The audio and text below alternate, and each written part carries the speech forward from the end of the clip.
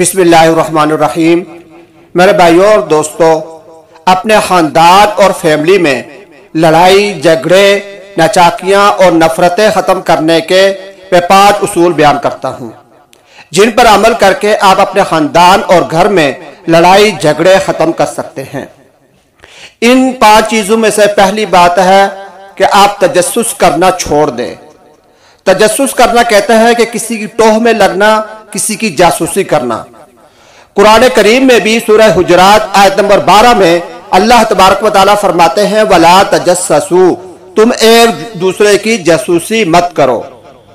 किसी की टोह और जासूसी में लगना इंसान को नफ्सियाती मरीज बना देता है, बल्कि एक बारे नफ्सियात के बकौल अक्सर नफ्सियाती अमराज का सबब तजस्सुस करना ही होता है।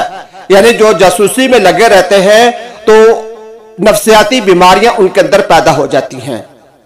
चुनाचे हर वक्त इसकी फिक्र में लगना कि फलाना आदमी क्या कर रहा है और उसके हालात का इल्म हासिल करना, मालूमात हासिल करना, ताकि कल किसी मौके पर मैं उसको नीचा दिखा सकूं, तो ये बातें ऐसी हैं कि यह खानदान में बिगाड़ पैदा करती है और इसी की वजह से लड़ाई और झगड़े पैदा होते हैं।